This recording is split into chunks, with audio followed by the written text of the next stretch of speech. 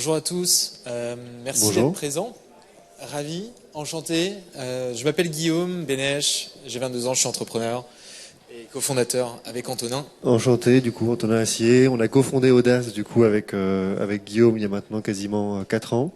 C'est ça, et notre métier c'est de produire des programmes pour les plateformes sociales, donc grosso modo des contenus, des vidéos destinés aux réseaux sociaux pour des marques et des médias. Ça fait une petite équipe maintenant de 10 personnes qui accompagne une vingtaine de marques au quotidien sur tous leurs sujets réseaux sociaux, à la fois sur leur côté strat et à la fois sur de la prod. L'idée, c'est de travailler sur de la production de contenus qui sont assez courts, dédiés à des plateformes principalement comme TikTok et Instagram, même si aujourd'hui on essaie de toucher à tout, avec l'idée d'apporter de la valeur par du contenu éditorial. C'est là où notre lien avec les médias est assez fort et qu'on travaille beaucoup avec eux. Parce que l'idée, c'est de pouvoir répliquer ce qui a été fait par de nombreux médias sur la base de contenus qui sont parfois des communautés pour des marques qui ne sont pas du tout adaptées à ça.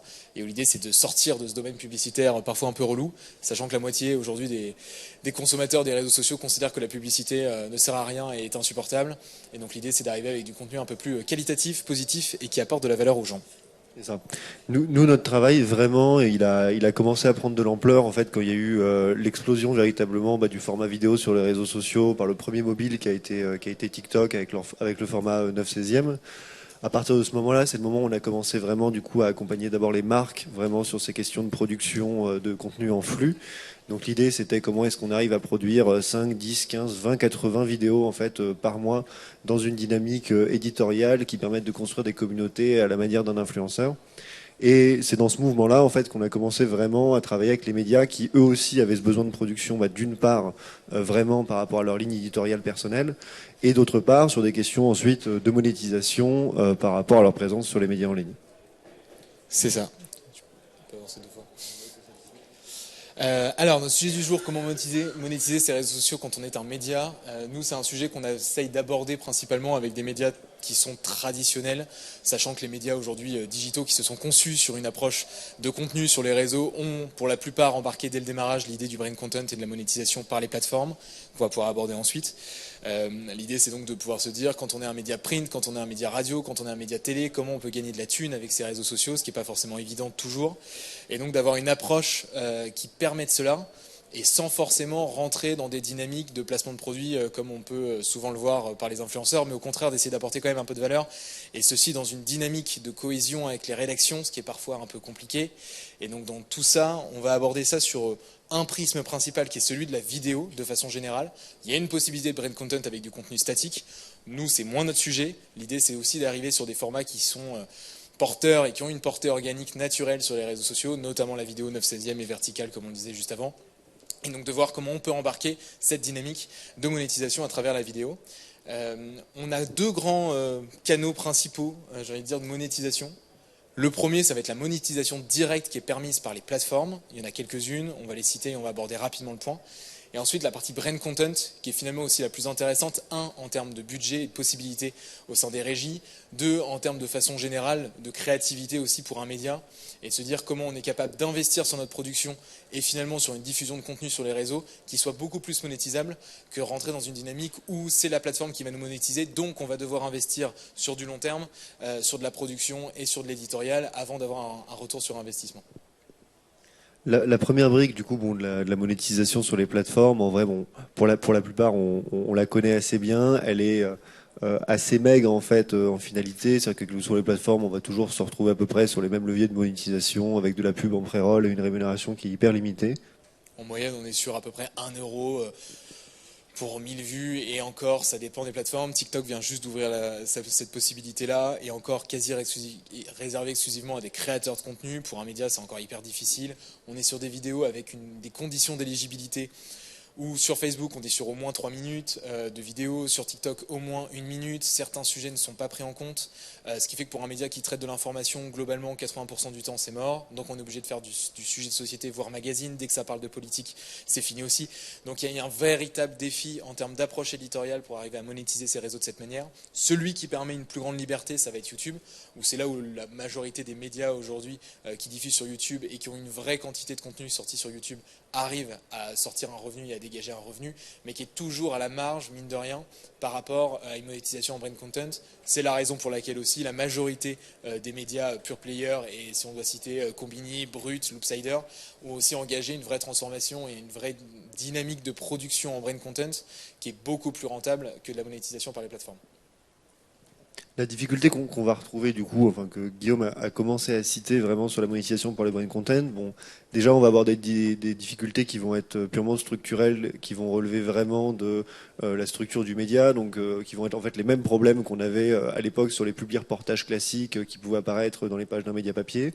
Et ensuite on va avoir des problèmes un petit peu différents qui vont là relever des conditions en fait techniques d'exécution ou des capacités de la rédaction à comprendre en fait les usages donc digitaux sur lesquels s'expriment ces nouvelles formes de communication. Et ces deux thématiques-là font que ça peut être assez compliqué en fait pour les rédactions, pour les médias vraiment de se propulser sur ce genre de monétisation aujourd'hui. C'est ça, c'est-à-dire que si on doit reprendre vraiment même la partie vraiment des bases nécessaires qu'on doit avoir pour être certain de pouvoir produire du contenu brand content qui soit à peu près monétisable et qualitatif, c'est que pour que ça corresponde vraiment à la ligne éditoriale du média, que ça rentre dans une dynamique aussi où mine de rien un média est responsable de ce qu'il va pouvoir proposer à ses lecteurs, et donc ce qui fait que pour que ça reste en tout cas assez crédible et que ça corresponde à cette ligne, il y a une nécessité non seulement d'arriver à j'ai envie de dire, construire des formats éditoriaux qui vont être créés avec la rédaction, mais qui vont avoir une portée non seulement éditoriale, mais une possibilité de monétisation. Il va y avoir une nécessité d'embarquer la régie de façon générale sur tous ces sujets-là, et d'embarquer la régie en même temps qu'on embarque la rédaction, et qu'on est capable d'avoir une approche édito. Et en plus de ça, d'avoir un système de production en interne au sein de vraiment du média et qui parfois ne dépendent pas forcément de la partie traditionnelle, qui permettent de sortir des contenus sur les réseaux sociaux de façon régulière. Le plus gros aspect, et j'ai envie de dire le plus gros écueil dans lesquels tombent finalement les médias aujourd'hui, c'est de se dire on va avoir des contenus sur les réseaux. Si on prend l'exemple d'un média print à peu près classique, on sort l'article en ligne, on le diffuse quasi automatiquement sur l'ensemble des plateformes sociales. De temps en temps, on va sortir une vidéo inédite, originale, qu'on va arriver à produire à côté. Parce que le moment où on va chercher une marque et qu'on propose à un annonceur une possibilité de créer une vidéo de brand content, ça paraît toujours très très très bizarre. Et au-delà de ça, les process de production en interne sont hyper complexes. C'est-à-dire qu'on va mettre une semaine, 2 semaines, 3 semaines, un mois parfois à sortir une vidéo. Alors que finalement, ça devrait être intégré dès le démarrage en se disant si je suis capable de produire pour moi, pour mon média finalement et pour mes lecteurs, une capacité au fond de produire du contenu au quotidien qui soit vidéo, le moment où je vais chercher un annonceur, ça rentre dans ces process de production et donc ça fait en sorte qu'on est capable de débiter beaucoup plus vite, non seulement du contenu, mais également de générer beaucoup plus de revenus sur le long terme. Ce qui fait qu'il y a une vraie base à pouvoir noter et qui, au fond du fond, n'est pas un petit aspect et que si on veut espérer arriver non seulement à rentrer dans une dynamique de monétisation continue, mais au-delà de ça, arriver aussi à vendre des choses qui sont à peu près logiques. Je ne sais pas parmi vous combien font partie de médias, mais si on regarde sur à peu près les deals classiques qu'on a sur une régie aujourd'hui sur du contenu qui va être en brand content, on va avoir une vidéo qui va être proposée et qui va être créée spécifiquement pour ça. Donc c'est-à-dire qu'on va complètement sortir des idées de format, alors que finalement un média, c'est la capacité aussi à proposer des formats standardisés, classiques, qui correspondent à son média. Donc on va rentrer dans une dynamique de création qui rejoint quasi celui d'une agence publicitaire à peu près lambda.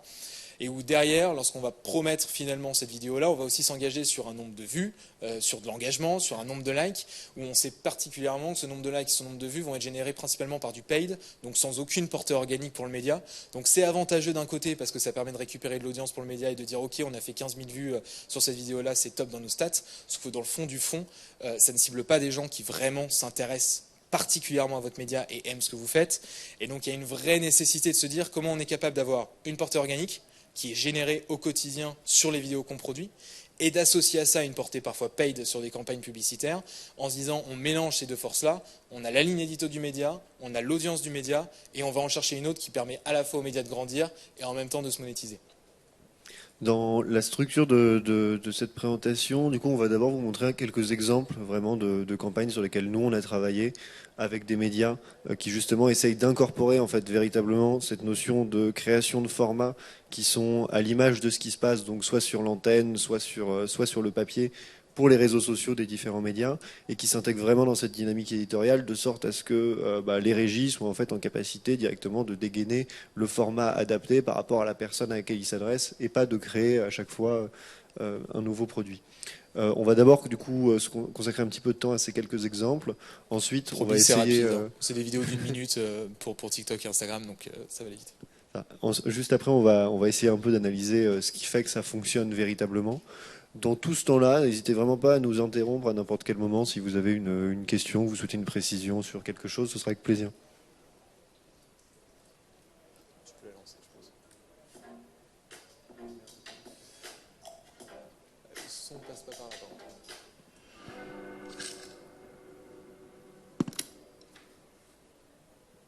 How does kind of like your activism, if it does, manifest itself in the work? I think first it's not about activism, to be honest. It's about ensuring that the young generation doesn't have to go through what my generation has gone through. The more you can educate people, the better it is. So it's first trying to make people feel welcome, feel like we can reflect the consumers, like we discussed, but also that our teams feel comfortable being at work, being open at work, because even in France, you still have 1/3 of people that believe that their career is at risk when doing their communication. Donc ça, pour faire un petit point rapide là-dessus, ça c'est une campagne qu'on a montée avec LVMH et le média Tétu, avec l'idée de pouvoir, bon globalement LVMH avait très envie de pouvoir s'exprimer sur les dynamiques d'inclusivité du groupe lors de la Pride en juin dernier. Et donc on a monté toute une campagne où là pour le coup on était sur un format de vlog que nous on avait l'habitude de créer, où on s'est dit ok, comment on est capable d'embarquer une personnalité un peu star qui est capable de porter les valeurs que veut défendre LVMH, et ceci en le faisant en mettant en avant au maximum les personnalités importantes du groupe et les corporates du groupe.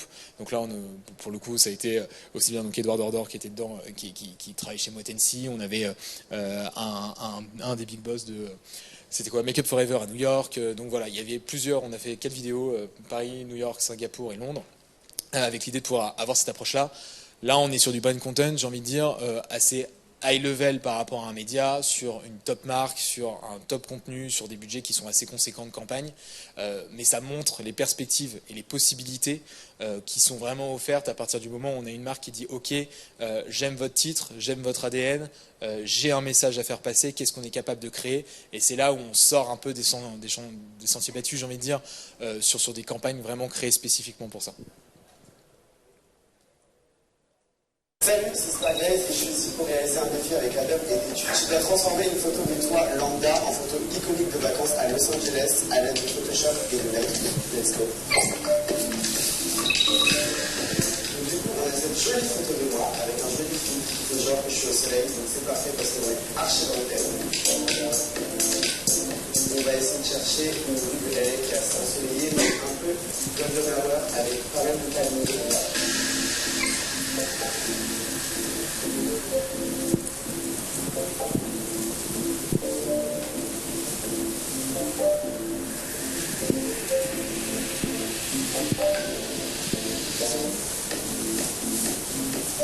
Ok, ça rend trop vague. Je pense que la photo peut finir sur mon Instagram, tellement c'est réaliste. Si vous aussi vous pensez la même chose, n'hésitez pas à commenter ce que moi j'y vois, sinon je vous très vite.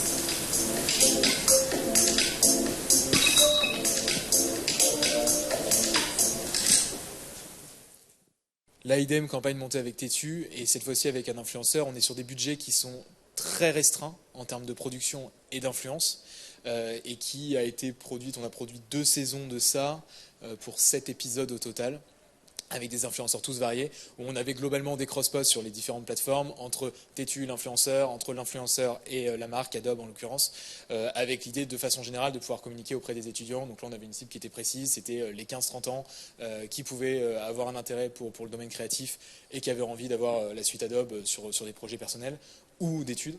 C'est une campagne qui a plutôt bien marché, on a fait un peu plus d'1 million de vues cumulées sur des budgets encore une fois assez restreints, on est sur des enveloppes à titre indicatif entre 15 et 20 000 au total par saison pour produire ces vidéos d'influence et sur des audiences qui étaient assez fat, donc ça c'était plutôt cool et ça montre en tout cas les possibilités de création quand on reste sur l'idée où on est capable d'aller chercher des gens différents qui ne travaillent pas forcément pour le média, pour le coup des créateurs de contenu, ou alors des gens, parfois simplement des acteurs, mais en tout cas de les ramener dans une dynamique où on veut communiquer différemment, apporter de la valeur différemment, sortir encore une fois, des sentiers battus de formats classiques qu'on aura pu monter, avec l'idée d'aller chercher aussi une audience différente pour le média, puisque là, pour le coup, on va chercher les communautés aussi des influenceurs et de la marque, et ça peut être pertinent. Et dans ce format-là, vraiment spécifiquement, enfin, il y a ce truc-là qui est vraiment très intéressant de comment est-ce qu'on fait pour arriver justement à produire une série d'épisodes. Il y avait vraiment cette question de la part d'Adobe de construire un engagement sur le long cours. Donc comment est-ce qu'on est capable de créer un format qu'on est capable de faire durer sur 2-3 ans sur le long terme, tout en gardant toujours l'intérêt de la part des audiences. L'idée, c'est qu'à chaque épisode, du coup, on était capable d'inviter une personnalité différente pour laquelle ça avait un intérêt en fait de passer sur le média. Et d'autre part, genre, on essayait de choisir tout le temps des profils qui avaient des certains talents. Donc typiquement, il y avait un influenceur typiquement avec lequel on a travaillé qui était make-up artiste et qui faisait des trucs hyper intéressants qu'on arrivait ensuite à animer en fait avec la suite Adobe. Et tout ça en fait derrière, ça permet vraiment de créer un flux de production qui est vraiment à l'image de tout ce que fait déjà Tétu par exemple à côté.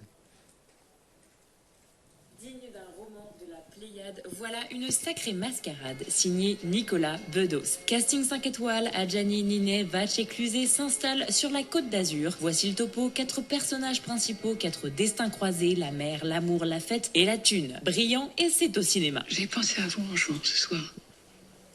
À moi? Mais on se connaît pas. C'est peut-être pour ça. Starmania fait son grand retour. 43 ans après Berger et Plamondon, Thomas Joly dévoile une mise en scène grandiose à la scène musicale jusqu'au 29 janvier.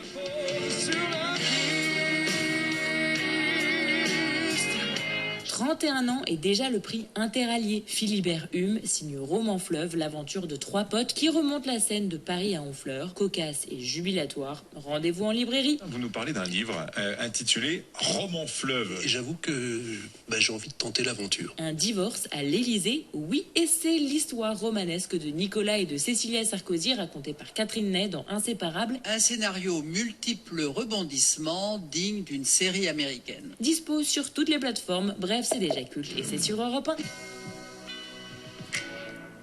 Bon, là pour le coup vous aurez compris la marque média. L'idée là pour le coup pour Europe, ça a été de pouvoir concevoir des formats, et ça a fait partie de toute la stratégie qu'on a développée avec eux, des formats réseaux sociaux qui sont tous, absolument tous monétisables d'une quelconque manière.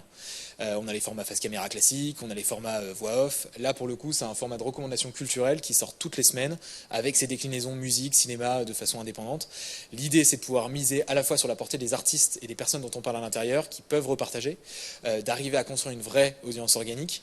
Et au-delà de ça, de pouvoir permettre à la régie d'avoir un vrai produit réseau social qu'on puisse littéralement adapté au fur et à mesure des semaines avec soit des placements directement de films, de musique, de spectacles, de bouquins, et avec un vrai travail qui est engagé avec les maisons de disques, les éditeurs, les distributeurs de films, pour arriver à placer des films et placer l'ensemble de ces sujets artistiques et culturels à l'intérieur de cette rubrique de recommandations hebdomadaires.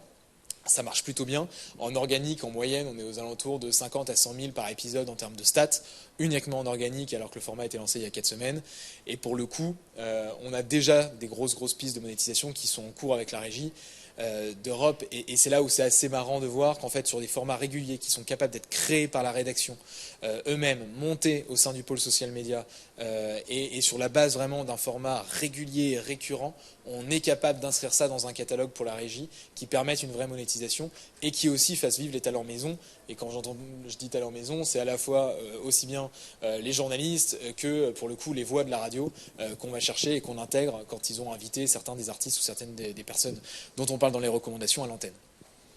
Sachant qu'il y a une grosse difficulté, sinon pour la régie, de se positionner en fait, de positionner des produits social media qui soient aussi pertinents que dans le cas typiquement d'Europe 1, que les produits antennes en fait, parce que les produits antennes généralement justement ils ont leur voix, ils ont leur visage, ils ont leurs émissions en fait qui vont avoir une forme de crédibilité.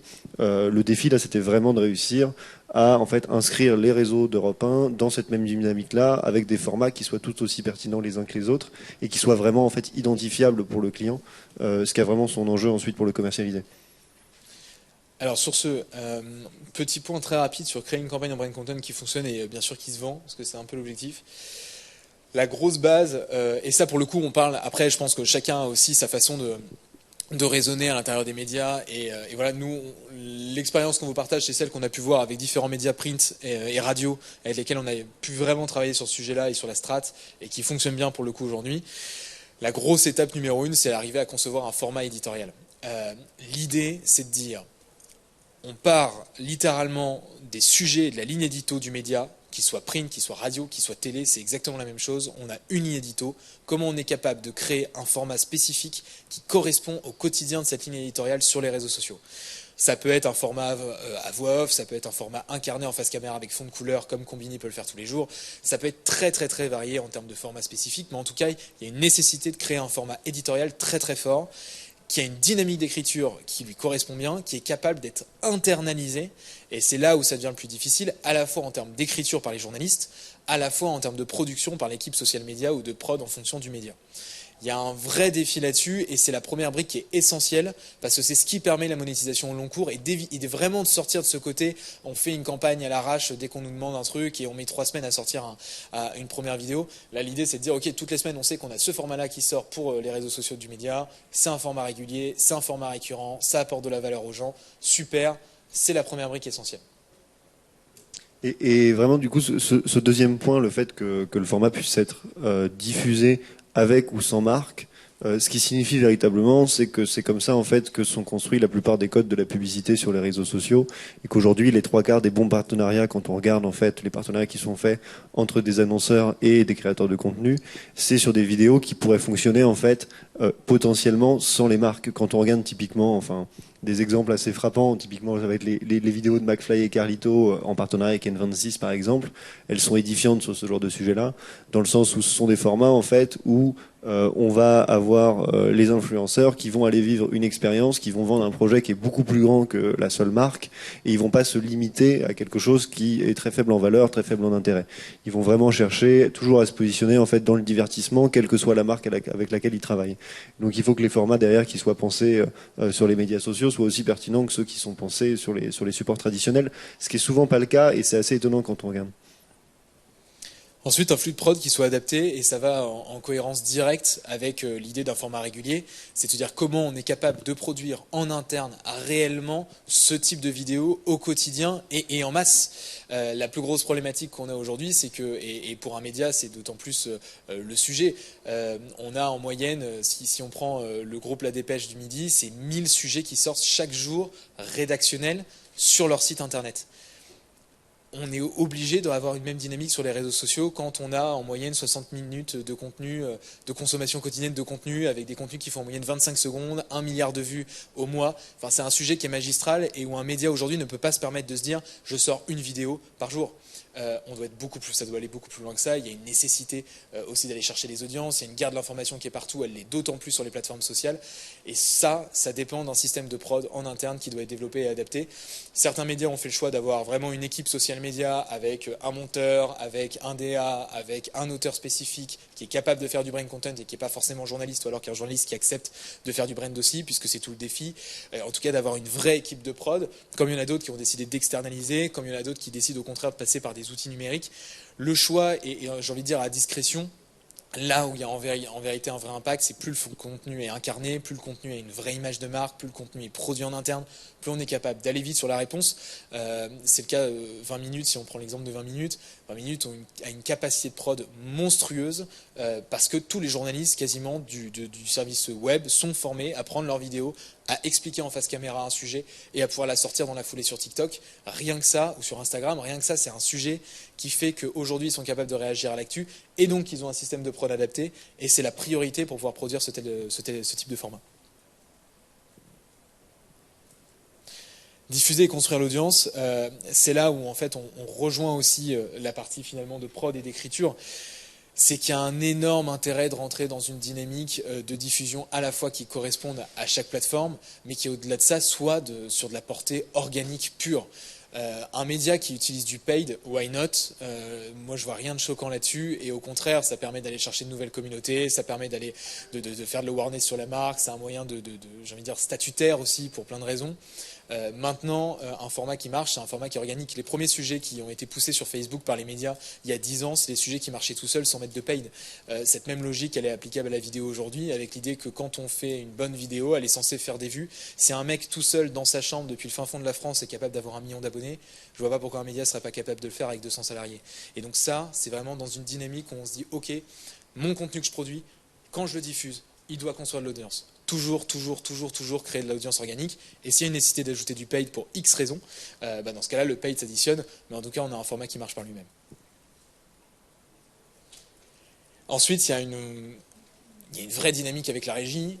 C'est parfois le moment où justement on a des intérêts qui sont pas forcément alignés entre la rédac et entre la régie en elle-même, qui a besoin de certains trucs très spécifiques sur des cibles d'annonceurs très spécifiques.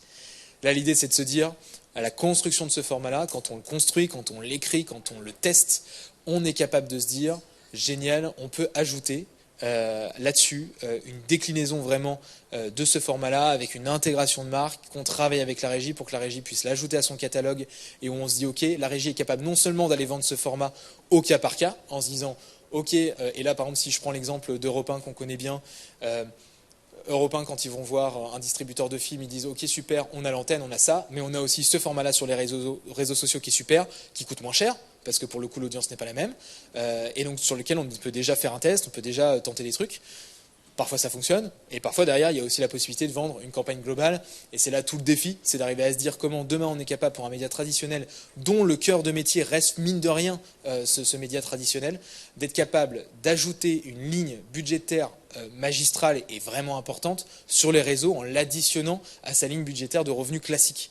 Et ça, pour le coup, c'est le défi, j'ai envie de dire, des prochaines années pour ces médias, de se dire, quand je vends de la publicité à l'antenne, quand je vends ma page de pub directement dans mon média print, quand je vends mon écran sur ma télé, je suis capable aussi d'ajouter une déclinaison réseaux sociaux qui s'inscrit dans le long terme, qui n'est pas juste une vidéo au cas par cas, mais qui peut être une série de contenus qui va sortir sur plusieurs mois, avec un vrai objectif finalement de fidélisation, parce que plus on fidélise l'annonceur sur les réseaux sociaux, plus on est en tout cas en capacité de se dire, le jour où l'audience continue de baisser sur les médias traditionnels, on sera toujours très très content de pouvoir quand même générer du revenu sur le reste.